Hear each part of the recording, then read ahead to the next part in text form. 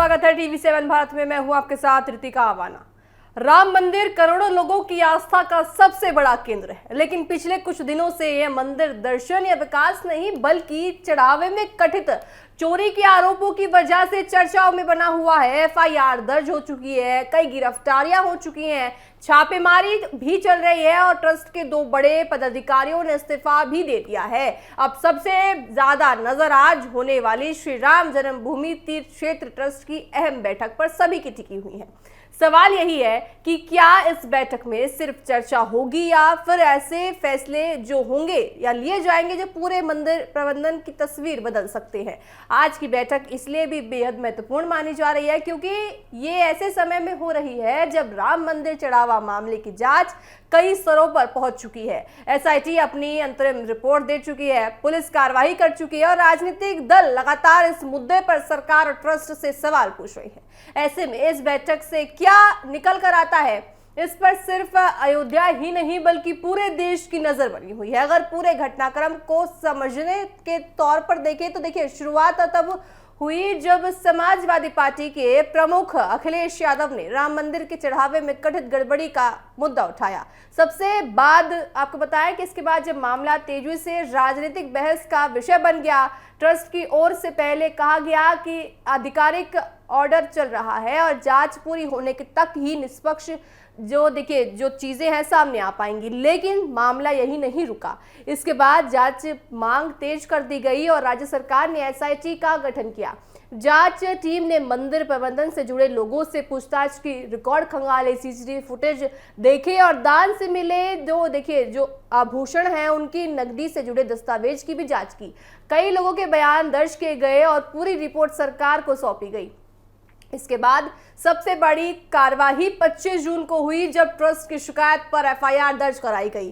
कई लोगों को आरोपी बनाया गया और कुछ की घंटों के भीतर गिरफ्तारी भी हो गई। इसके बाद पुलिस ने कई ठिकानों पर छापेमारी कर दस्तावेज और अन्य साक्ष्य जुटाई। यानी मामला सिर्फ आरोपों तक सीमित नहीं रहा बल्कि कानून कार्यवाही तक पहुंच गया। मामले का राजनीतिक असर भी साफ तौर से दिखाई देने लगा।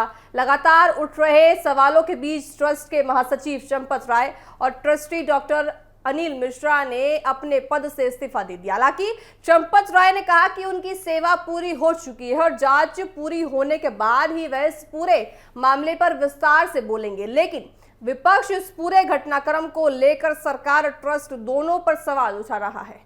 अब सबसे बड़ा सवाल आज की बैठक को लेकर है। माना यह जा रहा है कि इस बैठक में एसआईटी की अंतरिम रिपोर्ट पर विस्तार हो सकता है।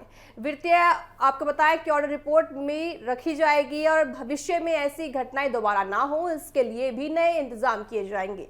चर्चा ये भी है कि ट्रस्ट के पुनर्गठन, नए पदाधिकारियों की नियुक्ति और प्रशासनिक व्यवस्था को मजबूत बनाने जैसे मुद्दों पर भी फैसला किया जा सकता है। राजनीतिक नजरिए से तो देखिए तो ये मामला सिर्फ एक जांच तक सीमित नहीं रहा।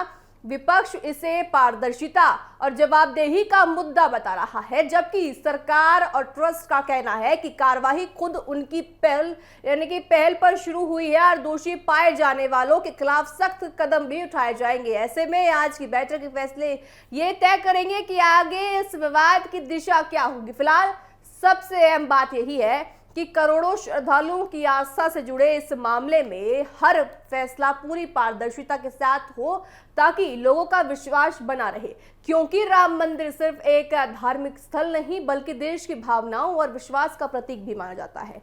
अब देखना ये होगा कि आज की बैठक में क्या बड़े फैसले लिए जाते हैं, क्या ट्रस्ट में बड़े बदलाव हो सकते हैं, क्या नई व्यवस्था लागू होती है और क्या इस पूरे विवाद पर विराम लग पाता है।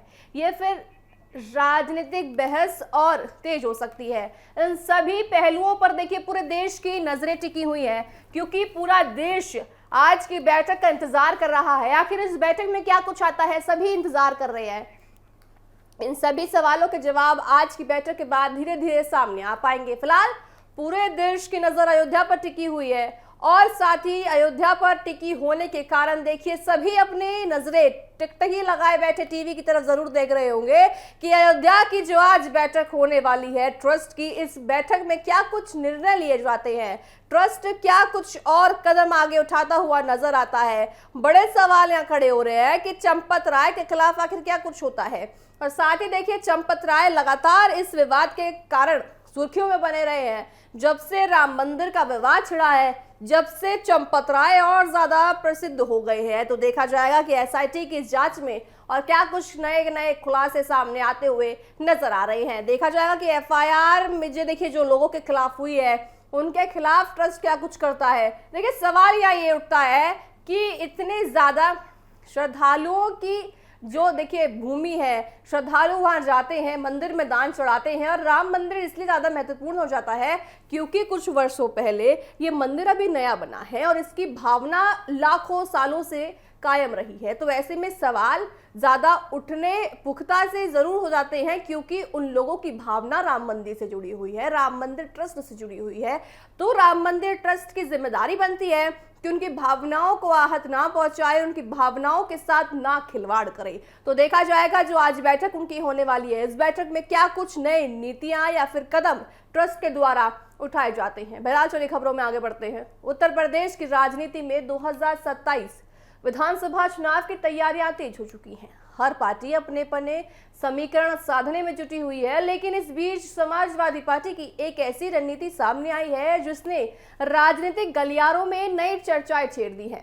कहा यह जा रहा है कि अखिलेश यादव का प्लान 100 सामने आ गया है। जी हाँ, यानी वह रणनीति जिसे अब तक सार्वजनिक नहीं किया गया था, अब चर्चा का विषय बन गया है कि लोकसभा चुनाव 2024 के बाद से अखिलेश यादव लगातार कहते रहे हैं कि 2027 में अब की बार सिर्फ और सिर्फ समाजवादी पार्टी ही नजर आएगी, या कहे तो 2027 के चुनाव की रणनीति समय आने पर ही बताई जाएगी। लेकिन अब पार्टी से जुड़े सूत्रों के हवाले से जो जानकारी सामने आई है उसके मुताबिक समाजवादी पार्टी इस बार सिर्फ यादव और मुस्लिम वोटों के भरोसे चुनाव नहीं लड़ना चाहती, बल्कि पार्टी का पूरा फोकस अब पीडीए यानी पिछड़ा, दलित और अल्पसंख्यक समीकरण को और मजबूत करने पर है। सूत्रों के मुताबिक समाजवादी पार्टी 2027 के विधानसभा चुनाव में करीब 100 दलित और आदिवासी उम्मीदवारों को टिकट देने की तैयारी कर रही है। इसमें सिर्फ आरक्षित सीटें ही नहीं बल्कि लगभग 14 सामान्य सीटों पर भी अनुसूचित जाति के उम्मीदवार उतारने की उम्मीद जताई जा रही है। अगर ऐसा होता है तो ये यूपी की राजनीति में बड़ा सामाजिक और राजनीतिक संदेश माना जाएगा। बताया जा रहा है कि इस रणनीति के पीछे 2024 के लोकसभा चुनाव का अनुमान है। फैजाबाद यानी अयोध्या सीट से दलित नेता अवधेश प्रसाद को उम्मीदवार बनाकर सपा ने जीत हासिल की थी। मेरठ जैसी सामान्य सीट पर भी दलित उम्मीदवार उतारा गया था, जहां मुकाबला बेहद करीबी था। जब पार्टी इसी मॉडल को विधानसभा चुनाव में बड़े स्तर पर लागू करने की तैयारी में दिखाई भी दी थी, तो देखिए समाजवादी पार्टी अब की बार पूरे फोकस के साथ चुनावों में उतर चुकी है। राजनीतिक विशेषज्ञों का मानना है कि समाजवादी पार्टी पुरानी यादव मुस्लिम वाली छवि को बाहर निकालना नहीं चाहती। पार्टी ये संदेश देना चाहती है कि वह सिर्फ एक या दो वर्गों की नहीं बल्कि पिछड़े, दलित और अल्पसंख्यक की साझा राजनीतिक आवाज भी बनना चाहती है। हालांकि इस रणनीति के सामने कई चुनौतियां भी आ गई हैं। सबसे बड़ी चुनौती बहुजन समाज पार्टी और मायावती है।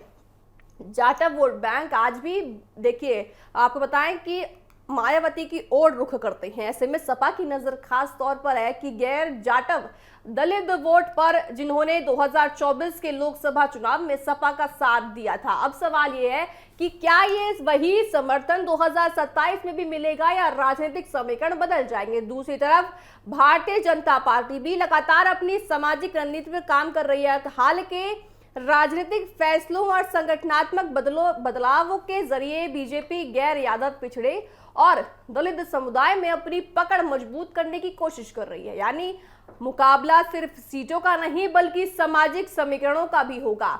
यही वजह है कि सपा की इस रणनीति को बीजेपी और बीएसपी दोनों अपने अपने तरीके से राजनीतिक मुद्दा बना रही है। बीजेपी इसे चुनावी गणित बता रही है, जबकि बहुजन समाज पार्टी इसे अपनी पारंपरिक वोट बैंक से सेंध लगाने की कोशिश कर रही है और एक रूप अलग देने की कोशिश कर रही है। फिलहाल देखिए, यह साफ है कि 2027 का चुनाव केवल विकास या कानून व्यवस्था के मुद्दे तक सीमित नहीं रहेगा। जातीय और सामाजिक समीकरण एक बार फिर सबसे बड़ी भूमिका निभाता हुआ नजर आएगा। ऐसे में समाजवादी पार्टी का ये प्लान 100 कितना सफल होगा, ये आने वाले महीनों में टिकट वितरण और राजनीतिक माहौल से साफ हो पाएगा। ध्यान देने वाली बात देखिए दर्शकों, ये है कि अभी तक समाजवादी पार्टी इन रणनीतिक आधिकारिक घोषणा नहीं की है।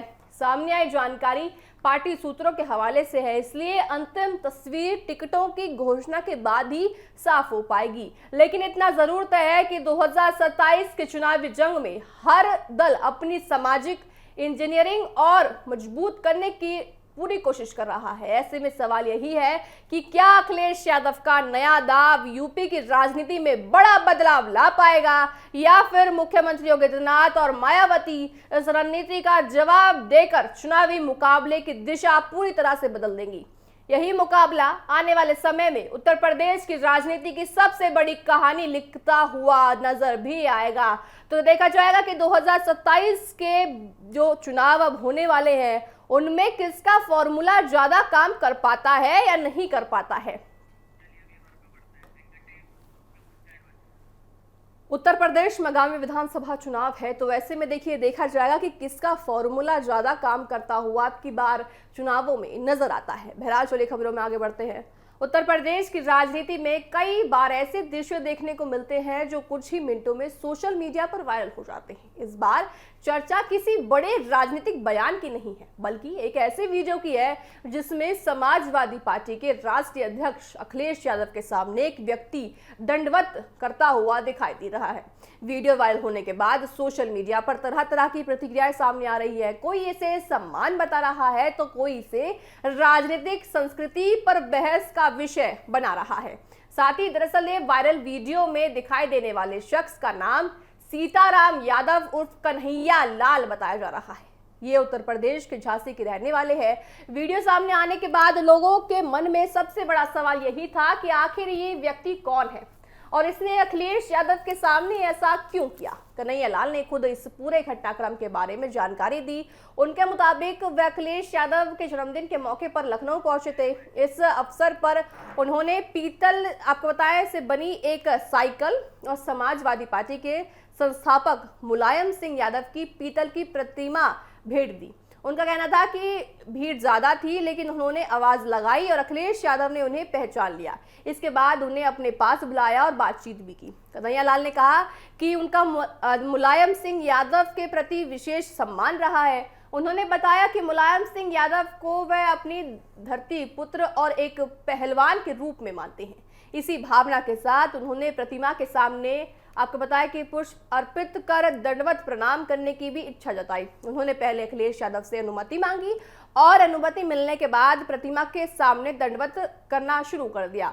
बताया जा रहा है कि उन्होंने लगातार 9 बार दंडवत किया। जब वह 10वीं बार झुकने लगे तो अखिलेश यादव ने उन्हें रोक दिया, उनका हाथ पकड़ा, पीठ थपथपाई और उनका अभिवादन स्वीकार किया। यही दृश्य कैमरे में रिकॉर्ड हो गया और देखते ही देखते सोशल मीडिया पर पूरी तरह से वायरल हो गया। हालांकि इस वायरल वीडियो की स्वतंत्र रूप से पुष्टि नहीं की गई है, लेकिन वीडियो को लेकर राजनीतिक चर्चा जरूर तेज हो गई है। समर्थक इसे एक कार्यकर्ता की भावनात्मक श्रद्धा बता रहे हैं, जबकि विरोधी इसे अलग नजरिए से देख रहे हैं।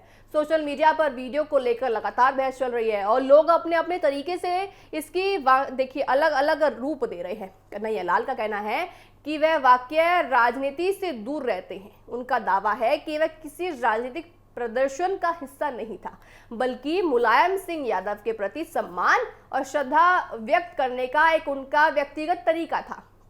उन्होंने ये भी बताया कि पहले भी उनका समाजवादी पार्टी के नेताओं से संपर्क रहा है और एक पारंपरिक कार्यक्रम में उन्होंने अखिलेश यादव को निमंत्रण भी दिया था। राजनीतिक नेताओं के प्रति सम्मान जताने की परंपरा नई नहीं है।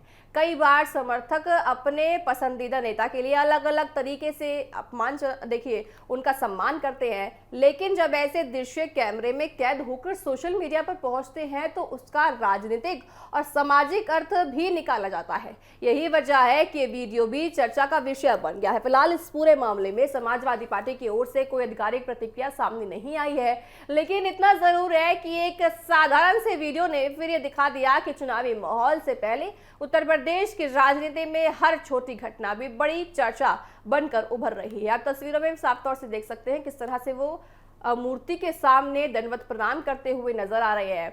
अब वहीं देखिए अखिलेश यादव भी उनको रोकते हुए आपको जरूर नजर आए होंगे, लेकिन देखिए रही बात अगर सरकार की करें तो सरकार का ये कहना है कि ये कोई सम्मान वाली चीज नहीं थी, ये कहीं ना कहीं अपने आप को ऊंचा करने के लिए किया गया एक प्रयास है, या फिर कहे तो एक टिकट लेने के लिए प्रयास किया गया है। तमाम चीजें सरकार की तरफ से की जा रही है, लेकिन अब सवाल ये उठता है कि अखिलेश यादव की तरफ से अभी तक इसमें कोई प्रतिक्रिया सामने क्यों नहीं आई है। ये सवाल लगातार सरकार की तरफ से उठाया जा रहा है। देखने वाली बात होगी कि उत्तर प्रदेश से पहले और क्या क्या चुनावों से पहले ऐसी तस्वीरें तमाम और देखने को मिलने वाली है। बहरहाल मेरे साथ अभी के लिए इतना ही। आप देखते रहे TV7 भारत। नमस्कार।